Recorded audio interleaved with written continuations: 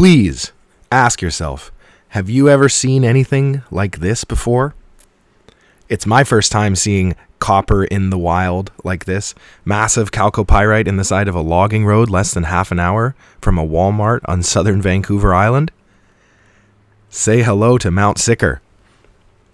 Hello, my name is Peter Bell, and I am the CEO of Kermode Resources Limited. We are listed on the TSX Venture and trade with the ticker KLM, Kilo, Lima, Mike. Please interrupt me if you have any questions as we go. The old timers at the mining boom towns used to trade stock before it even reached San Francisco or New York. They'd swap shares over a card game, making deals over a handshake and a promise. Today we have apps, algorithms, and analysts, and somehow it's still just as unpredictable. Please take care with your time and money. The mining exploration business is highly risky, and Kermode itself is very risky. You can actually study the financial statements for Kermode going back 20 years since the company began publicly trading, 1999. I've been CEO since 2021 when I did a first hostile takeover, and it's my first time as a CEO of a public company. I'm grateful for the opportunity to serve as shareholders, and I'm grateful to people like our independent QP, Mr. Jacques Houle, who are absolutely essential to what we do. If a stock trades half the year's volume in 1 month, then either someone just found gold or everyone's trying to get out before the drill bit breaks. Thanks to Oops on CEOCA for this statistic about the trading activity in Kermode stock. The timeline for this chart is since the 10-to-1 rollback, October 2023. Chart shows some monthly trading patterns associated with the sales of stock into the market that were issued to Justin DeVoe, 911 Mining, and using shares for services to fund exploration work. So Kermode started using that shares for services business strategy in January 2023, and it planted the seeds for the exploration success that we have now at Mount Sicker. I became CEO of Kermode in 2021 after an annual meeting that had a contested election for directors, and something similar happened at the meeting in April 2025 before the recent heavy trading in the stock. I give a shout out to our neighbors, Sasquatch. I respect the fact that they did an IPO on these claims where we have now, but they dropped it to focus on the old mine dumps. And they are testing a whole business strategy itself for old mine remediation. I think we need to see more new things in old places at mines in BC right now. Mining exploration companies can do well by doing good with old mine sites, and we can think differently about new mine sites too. So, for example, the 911 mine showing.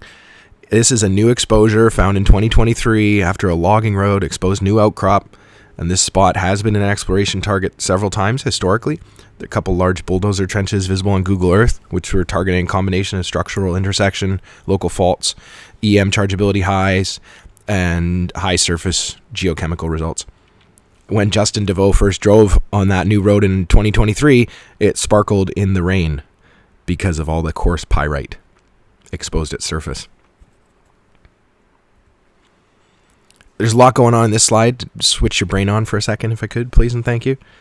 The picture on the left is an image I made in Microsoft Paint with a mobile crusher dropped in at the 911 mine showing site. I'm thinking about how we can crush the rock, sort and remove the sulfides, then use the inert rock as road build material at the same location or elsewhere at Mount Sicker. When I see a string of samples along the roadside, covers 250 meters and averages 8% copper, I want to start digging. But Peter wants to dig copper isn't social license for Kermode at Mount Sicker. How do we build social license at this project? I believe there is a way Kermode can help reduce the potential future amount of heavy metal pollution from this site and simultaneously advance our exploration thesis for this project. Call me a dreamer, but I'm not the only one. Have a look at what the old timers were going after. So this is a picture of some of the classic mineralized material from the old mines, plural. This particular picture was from the Copper Canyon area where Kermode has the old Victoria mine, and it was reported to be the smallest of the 4 historical mines in the area: Lenora, Tyee, Richard III, Victoria. Official numbers from BC government provided below are useful to get a sense for historical operating parameters in terms of head grade. And these old mines are generally owned by Sasquatch now. CSE, SASQ. 1897 and 1910, initial production, 230,000 tons. Underground mining at 4% copper, 100 grams silver, 4.8 grams gold. So that was the first initial campaign, and that was such a large amount of production that they had to start 2 smelters nearby to handle the material that was coming. 1935, 1953, there's another 50,000 tons approximately underground that was mined out, 4.7% copper, 4% zinc, 41 grams silver, 1.3 grams gold. And then 1964, there was another campaign with a smaller 150 tons, and that was somebody went in and pit mined one of the old crown pillars. 3% copper, 77 grams silver, 3.5 grams gold. These historical figures are not necessarily representative of 911 mine showing or anywhere else on Kermode for Mount Sicker. Anywhere else on Mount Sicker for Kermode, sorry. But it is encouraging to see. And we believe in radical transparency. We believe in radical transparency, especially when promoting a project we haven't drilled yet. Thanks very much to Justin DeVoe for working with us to use his YouTube channel, 911 Mining, to showcase our exploration work together. I believe that when an exploration company has such unusually metalliferous samples, it's important to show them extensively, show the location where the samples were collected. We've been doing this as a core part of our work with all of our exploration projects for years, and it's a lot of fun.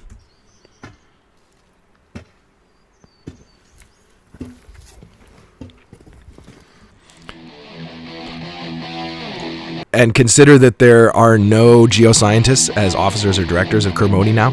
Our independent QP Jacques Houle is a mentor of Justin DeVoe, so the brain trust of Kermode's exploration efforts actually live outside of Kermode itself. So will that prove to be a fatal flaw?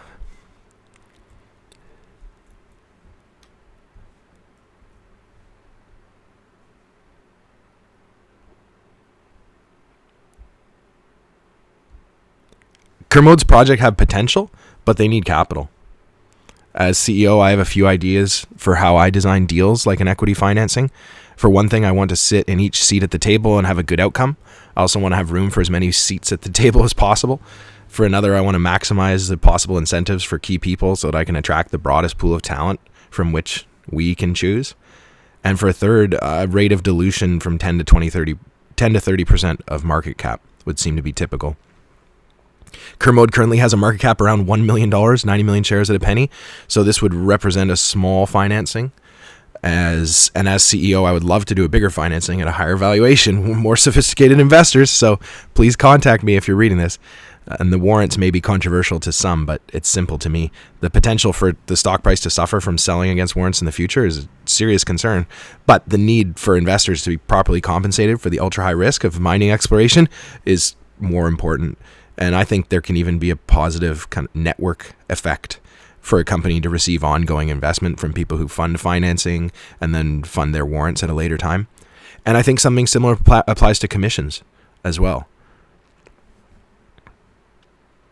It's not what you know, it's who you know.